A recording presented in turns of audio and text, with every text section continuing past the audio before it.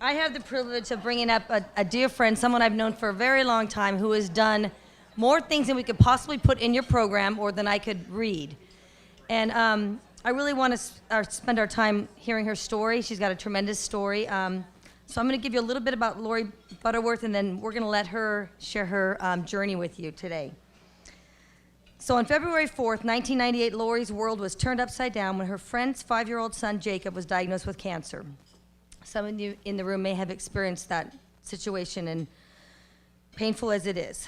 Against the advice of many who tried to convince her that starting a nonprofit would be impossible, unless you're an Empower woman, then you just take it on, Lori founded Jacob's Heart Children's Cancer Support Services, a local organization that has earned national awards for outstanding service.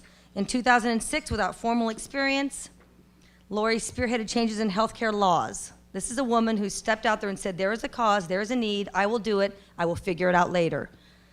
That's what we want to inspire today. No experience, didn't know anything about healthcare, but she knew that she needed to improve the care for thousands of children with life-threatening conditions. Now Lori mentors young women, encouraging them to dare to do the impossible.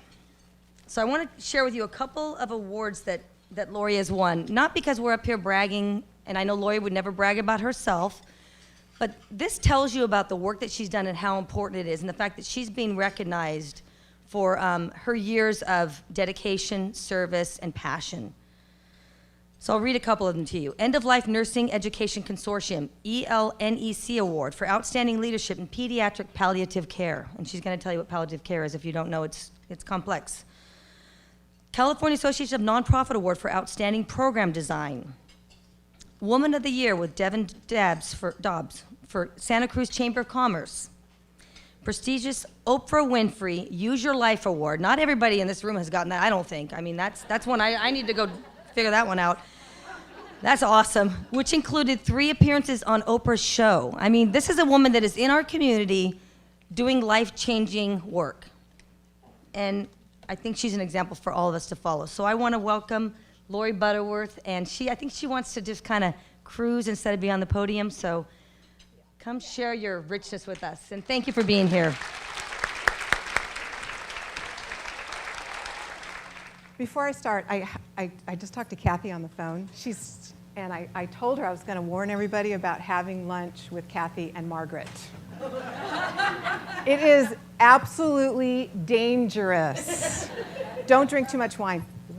And because, you have these conversations, and you were there, Gail, having this conversation about empowerment, moving forward, leaning in, supporting one another, how important it is that women have each other's backs, all of that stuff. And the next thing you know, Kathy turns and says, oh, Laura, you need to speak and empower. And I went, and I actually can be really honest with these guys because they're good, solid friends. And I said, a group of professional women is the most terrifying audience I can imagine. And, Kathy, she says, well, that's why you got to do it. So here I am.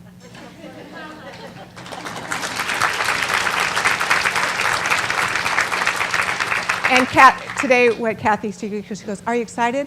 I said, honestly, I'm grateful. I just feel really grateful to be here today. So I want to share with you just a bit of my story. They wanted me to share about my story. It's easy for me to talk about Jacob's Heart all day long, but to talk about my story is a little harder. So in January, Jacob's Heart was awarded 5 scholarships to a very, very prestigious end-of-life palliative care training out of the City of Hope. It's called ELNEC, End of Life Nursing Education Consortium. That's the acronym. And we got these scholarships, and I was over the moon. I was so proud. So I sent out an announcement about this success. And can you guess, do you guys know what happens when you send an announcement out about your success? You can almost guarantee that the critics will come, right? It's just the way it is. It's just the way it is. And so one of my most loyal critics wanted to give, constructive criticism? My husband gives that to me all the time. I want some constructive criticism. So the constructive criticism was, that's a clinical training. You guys at Jacob's Heart are not clinical, so why are you going? And so when that kind of stuff happens, I call on the why. Do you guys know Simon Sinek? He talks about start with why. And I have an amazing board president at Jacob's Heart, Melissa McDill. I would call her and say, why? Why are we going? And the answer, she always says, the why should take you to the mission. We are going so that we can serve children and their families who have cancer. I'm looking at some of you right now, so that we can do a better job. We want to come back really well prepared to provide really meaningful and deep bereavement services for those who have lost a child to cancer and other conditions, others of you. We want to do well. That's why we're going. And I had to take this team of 5 people down to the City of Hope. It's like this, you know what big conferences are like. I always pack a lot. And my friends always go, my husband always goes, why do you have such a big suitcase? I'm like, options. So we go down, and it's this big deal, and we have these scholarships, and I have to go lead. You know what? When you have a leader, you have to be brave. It's bravado sometimes. You have to put your shoulders back. You have to put, you know what I'm talking about? You have to put your head high, and you have to lead, even though you're afraid. And that's where courage comes in. Courage from the word heart. It's love.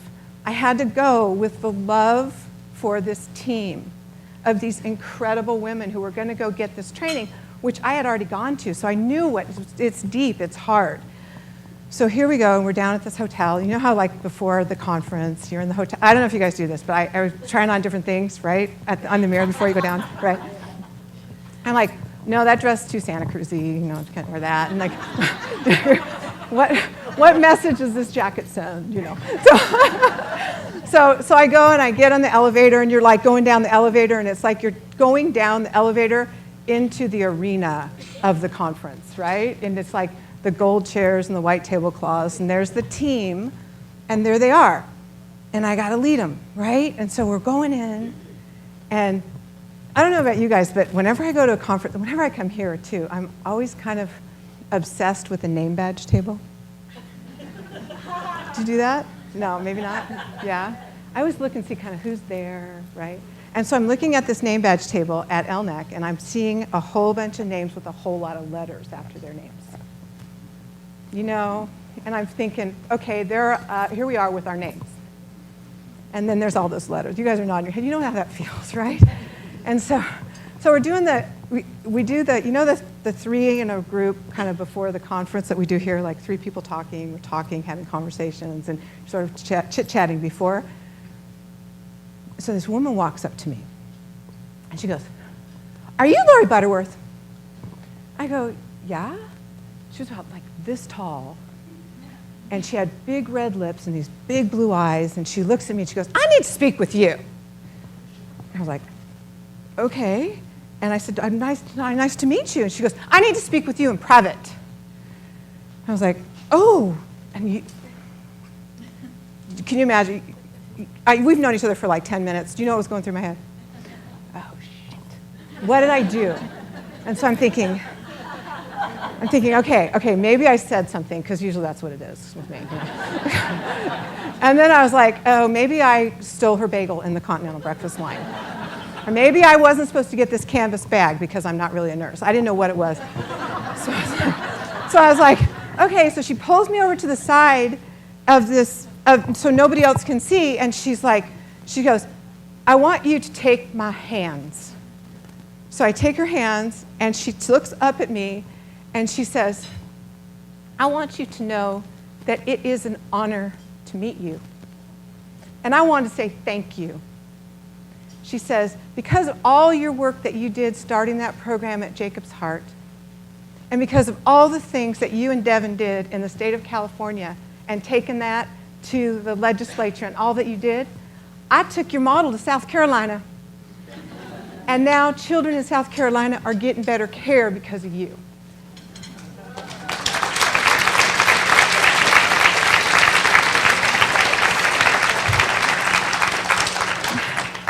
And I think, you know how like you can see in someone when you don't really take it in, right? Do you do that? And she goes, "And now I want you to take that in."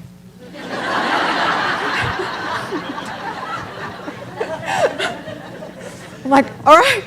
Okay, now she's my best friend. And actually, honestly, we are recording this so I can send it to her. She's just, that is. So I want to take you back in time from that day, holding hands like this, to 1998. When I came home, I was a high school teacher. I came home and my answering machine was flashing full. We don't do that anymore. It would have been my cell phone now, right? It was full, and every message was, Jacob has been diagnosed. The next message, it's leukemia. The next message, it's not the normal leukemia. It's got these other initials, AML, and we don't know what that is, and it's really bad. Next message, it's really bad. Call me, it's really bad. So I rushed up to the hospital, and I sit with my friend, and I sat down with her, and I said, I was just like there to be of service. And I said, what do you need? And she just didn't know. When your child's diagnosed with cancer, you don't know what you need. And I said, okay, what are your immediate concerns? And she said, I cannot leave him. He's 5. And they said it's going to be a year. And I want everything normal when we get home. So I thought, okay, this is a financial issue, right? She's going to have to quit her job and everything. So I rush home. I go to the phone book. It was before Google. I go to the phone book, and I called the big guys. I called the big cancer organizations, and I said, hey, I'm a teacher. My name's Lori, and my friend's son, he's in the hospital. He has really nasty leukemia. Can you please help him? Is there anything you can do for her? And the woman on the phone said, we don't have any programs that are specific for children. And I said, why? And she said, because not that many children get cancer. You know when you're on the phone with somebody and you can feel they know you're mad and you didn't even say anything? I knew because she started tripping over her words after that. She was like, well, relative to the adult population, there aren't that many kids. That's why we haven't done that. I said, we got one and that's enough, and I hung up the phone. And I stood in the middle of my kitchen, I went, okay, what are we going to do? What are we going to do? And so I thought back of things that I learned in college. And there's one skill I developed very, very well in college. So I threw a party.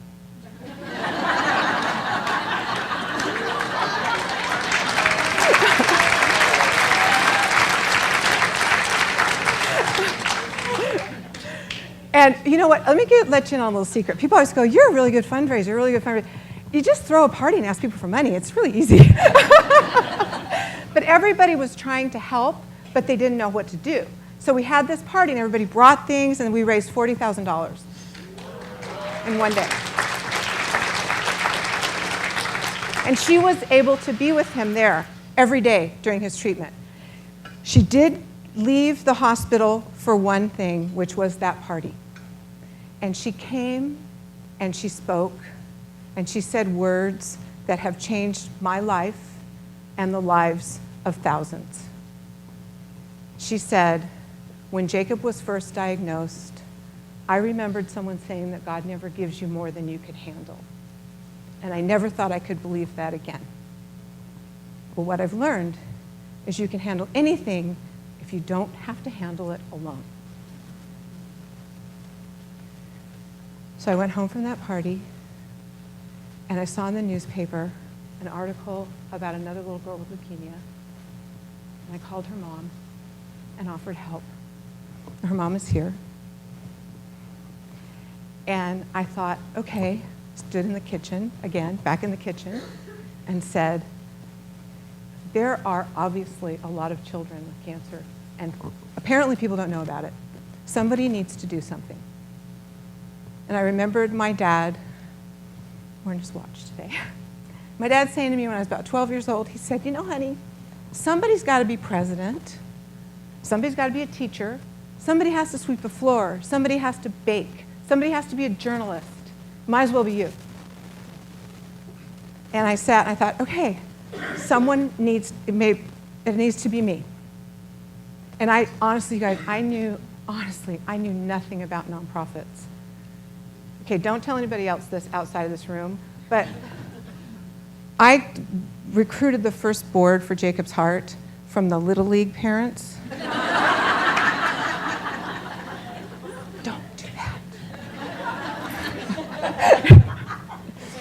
You see my mouth, right? Okay, so anyway. So we started on this journey to start this nonprofit. And it wasn't easy.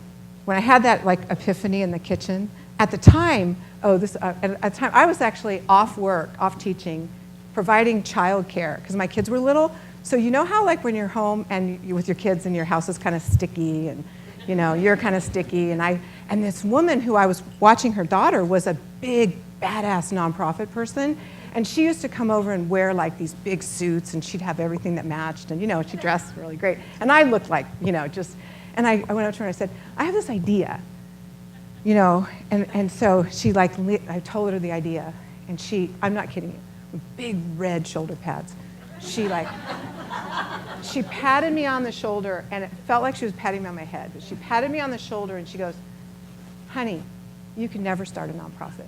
The paperwork alone would overwhelm me. What could I have done with that, right? I just turned and went, oh, you don't understand the urgency of this cause. You don't understand.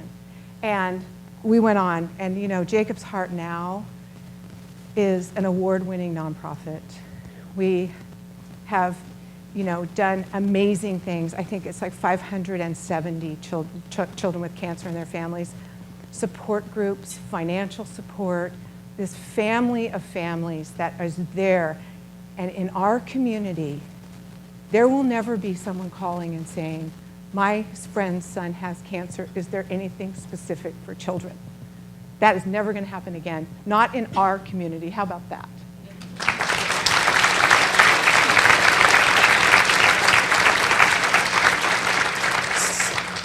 So at one point in that journey, there was a boy.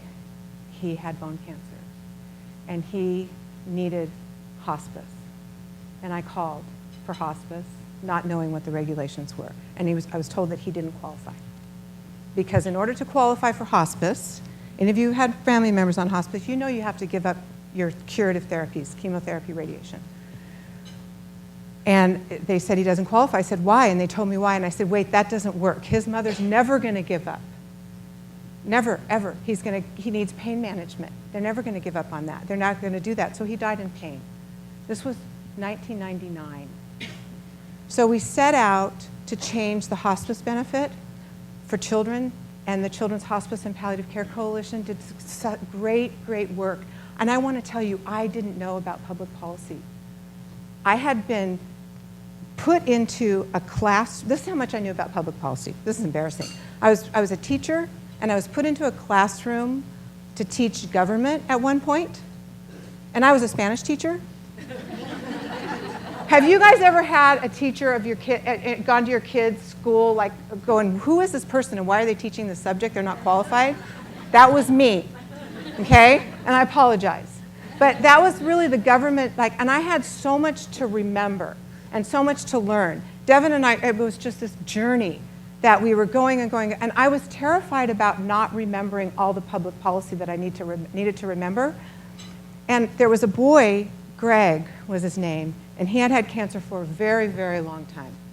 And he was a teenager when he was diagnosed, and by this time, he was in his early 20s. And he was kind of a lobbyist with us.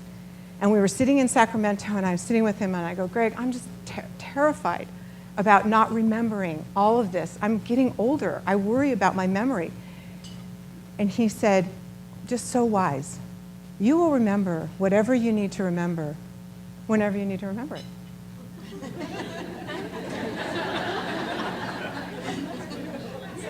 I'm like, awesome.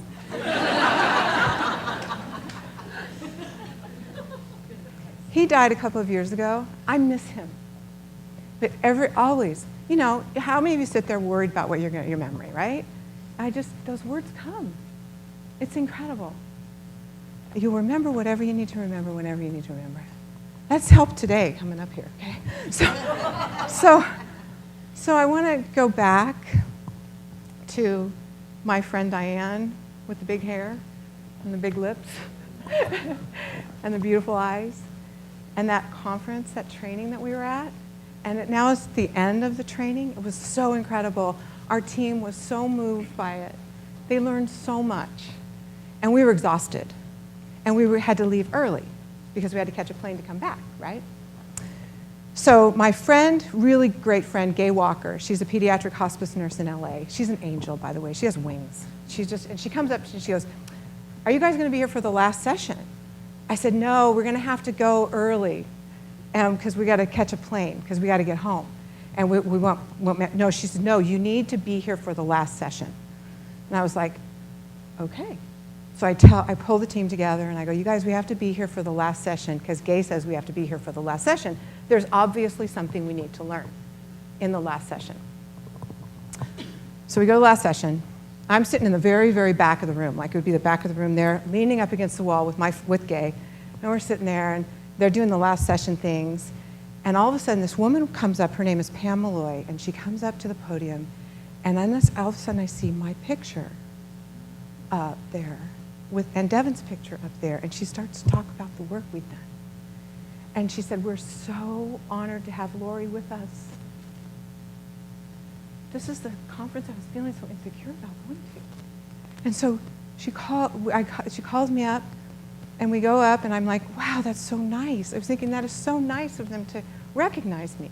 And she puts her arm around me, and she says, "And we are so happy because we have some goals here at LNEC. What we want to do is we want to reach the underserved. We want to reach the Latino community.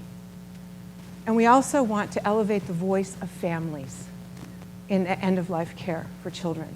And with us today, we have a team from Jacob's Heart." And she introduced my team, my staff. And she said, "We have a woman who grew up," I'm looking at her right now, "in the fields picking strawberries, and now she gives support to farm worker families. She's here with us. We have a mother of a child with cancer. We have a young woman who survived cancer as a teenager 3 times and had a bone marrow transplant and survived, and now runs a teen group. We have a bereaved sibling, and these are bicultural women. These are women who are just so deserving. We have a social worker, Liz, the team leader, and these guys, you guys remember that, right? Came up. I remember seeing them walk up, and we all got a standing ovation. And I thought, I guess we were invited to the party. And I sat back down with my friend Gay, and these guys sat back down. And I put my, wow, that was a lot. And she whispers in my ear, "Don't you ever doubt yourself again." And I wish I could tell you, that was it. No more therapy, magic pill, no more doubt. Then it comes, right? It comes. But what we have, I have those words. I have the words of you guys. Yeah, it's hard, but that's why you got to do it, right? Go to why. What is your why? What is your mission? What's your purpose? Go there when hard times come. You can handle anything if you don't have to handle it alone. You'll remember whatever you need to remember when you need to remember it. Yes. And so important, like for my dad, somebody's got to do it. It might as well be you. Right? So that's what I got.